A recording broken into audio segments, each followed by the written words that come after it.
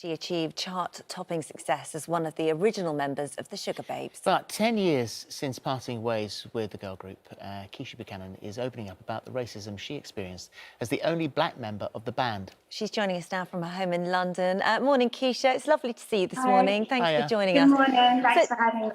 You're welcome. So it's actually been, I think, 20 years since the Sugababes formed, and yet this is the first time that you feel comfortable to be able to speak about this. Why now? Why this moment? I think I didn't really recognise it as being as racism because, to me, I didn't grow up in an environment where I had just all black friends. My friends are very mixed. I've got different, races in my family, and I also thought that being racist meant actually calling someone a racist word. And obviously, George Floyd passed away, unfortunately. And it opened a larger discussion as to what's going on now and talking about systemic racism. I actually put a video out on my YouTube before he passed away, and it was just kind of making fun of sort of like it was a reaction video to what a fan made about me. And under there, the comments from the fans were sort of pointing out quite obvious experiences that I had had in interviews where, I'd walk into a situation, everything would be great, and the interviewer might say, oh, have you hit the girls today? Or, and so it was the fans actually that pointed it out more so for me, because I guess it was kind of starting to feel a bit normal to me. And then once George Floyd passed away and this conversation has come up, I guess I felt more safer to do it because everyone was coming forward and it felt more unified. You are, you're being very calm and very diplomatic there in your description of George Floyd passing away. George Floyd was murdered in cold blood in the street. And so that seems to, it's happened before. We've all discussed this over the past couple of weeks. We've looked at ourselves, we've looked at how we can be better, how we can understand ourselves by not being anti-racist, but not saying that we're not racist, but actually being actively anti-racist. Do you think that there is a sea change here?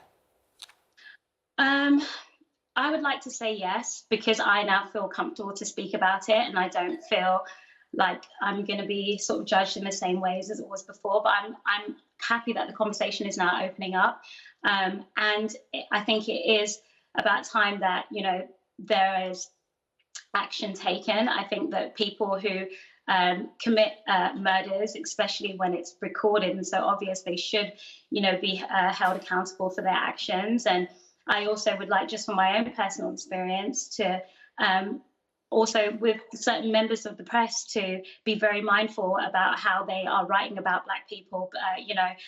The description, we don't need the description of what we look like before talking about a piece, and also just giving room for fair judgment, really.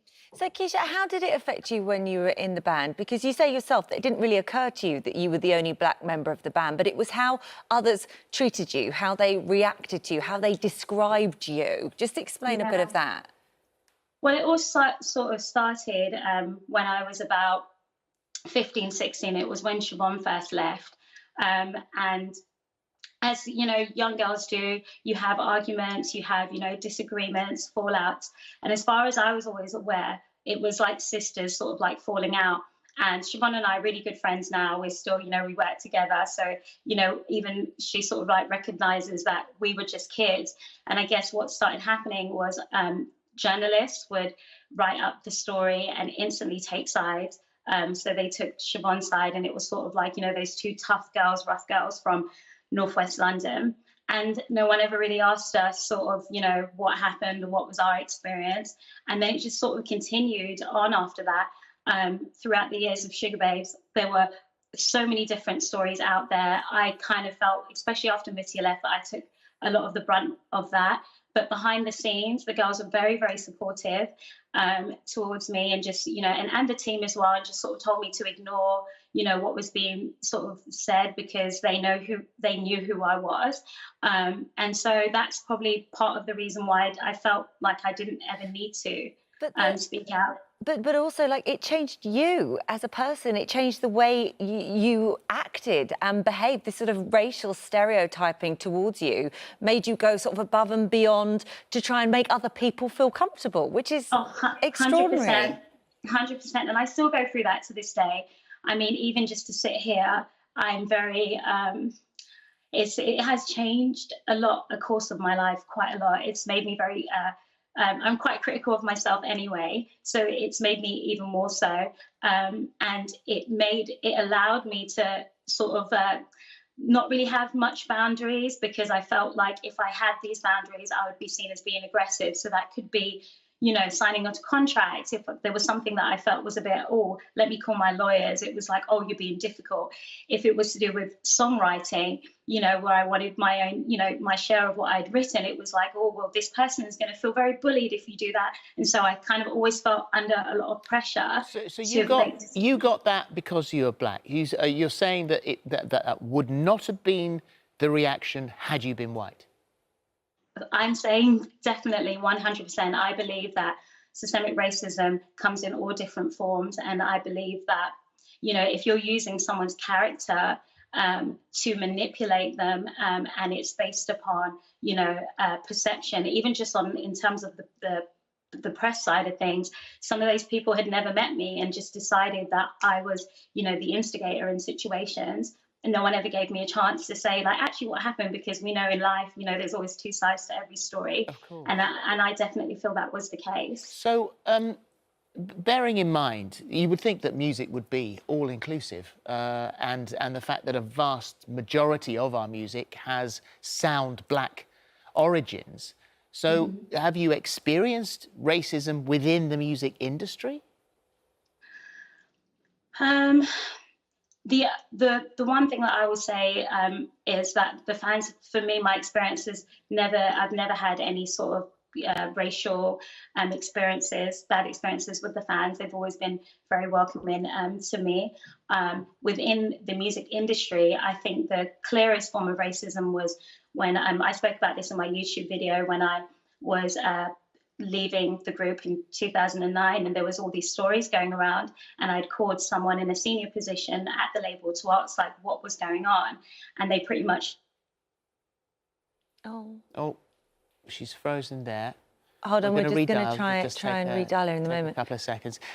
You can hear it. It's not easy. It's still like, even though she feels ready to talk about it, it's not easy. You can hear it. She said, just sitting there doing that. But you know, thank goodness that we've got into that position now where people like Keisha can actually sit down and post. It was a 14-minute long it's a YouTube very brave video, thing to do. actually. We're trying to redial it. I'm hoping we can redial it. I want to hear whether she thinks that anything will change, whether there will be a difference. Here she is. Keisha, We got her now. Hi there. We lost you. So you were saying about talking about the senior executive at the record company.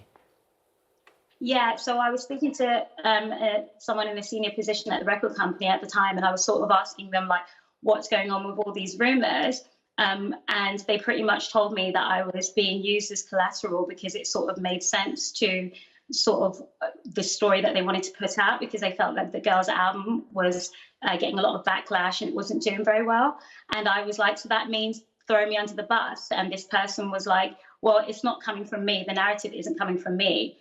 But it was very clear to me that they used the fact that, you know, I've had, you know, things written about me in the past, and I was used as, you know, an scapegoat, really. Yeah, that must have been very tough to hear, that's for sure. Do you have hope that things could change? Do you feel like things are being different? Do you feel like things are moving forward? I'm a very optimistic person, and I believe absolutely there will be change, and I'm glad that everyone's coming together, or, you know, even by you guys speaking to me, allowing me to have my voice on this platform. I really, truly appreciate it.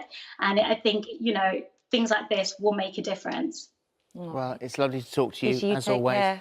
Thank you, Keisha. Thank you. Thank you very much. Thank you. Bye, bye, bye, bye.